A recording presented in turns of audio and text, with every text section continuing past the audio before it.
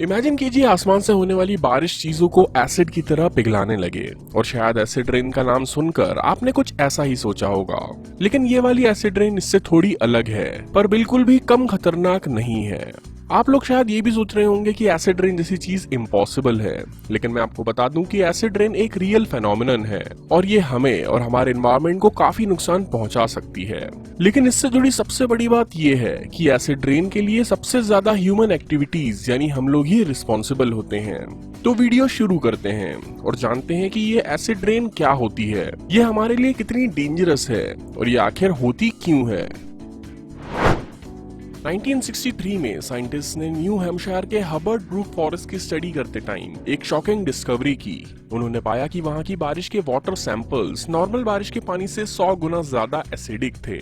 और तब उन साइंटिस्ट के दिमाग में बस दो ही सवाल आए कि ये डेडली रेनफॉल एसिड रेन हो क्यों रही है और इसे रोकने के लिए क्या किया जा सकता है। असल में बारिश की बूंदें कभी भी पूरी तरह से प्योर वाटर की नहीं होती।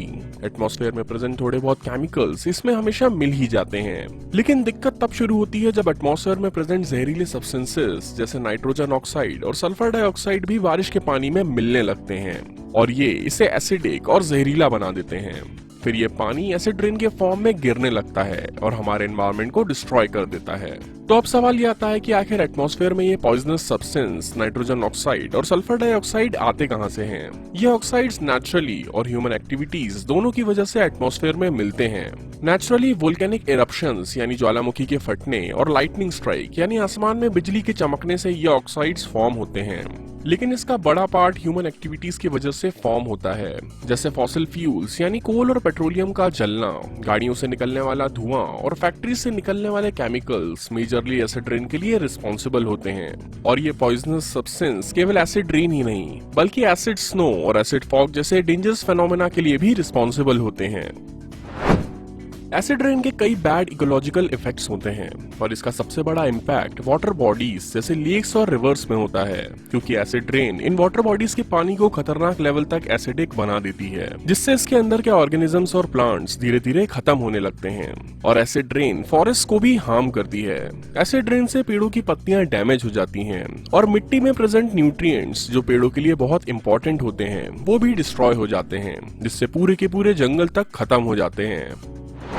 तो अब सवाल आता है कि एसिड रेन को होने से रोका कैसे जाए, और इसका सबसे सिंपल आंसर है फॉसिल फ्यूल्स के यूसेज को कम करके।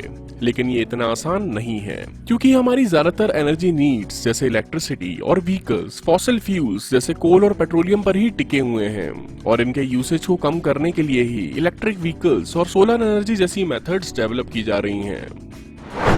आप लोगों ने ताजमहल तो देखा ही होगा, लेकिन क्या आप जानते हैं कि ताजमहल तक एसिड रेन की वजह से डैमेज हो रहा है और इसके लिए रिस्पॉन्सिबल है आगरा की मथुरा ऑयल रिफाइनरी और ऐसी ही दूसरी इंडस्ट्रीज जो कंटिन्यूअसली एटमॉस्फेयर में टॉक्सिक गैसेस रिलीज करती रहती हैं।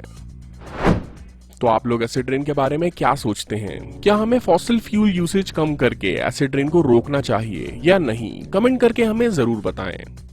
उम्मीद है ये वीडियो आप लोगों को पसंद आया होगा और इससे कुछ ना कुछ सीखने के लिए जरूर मिला होगा। अगर आपको ये वीडियो पसंद आया तो लाइक करना ना भूलें।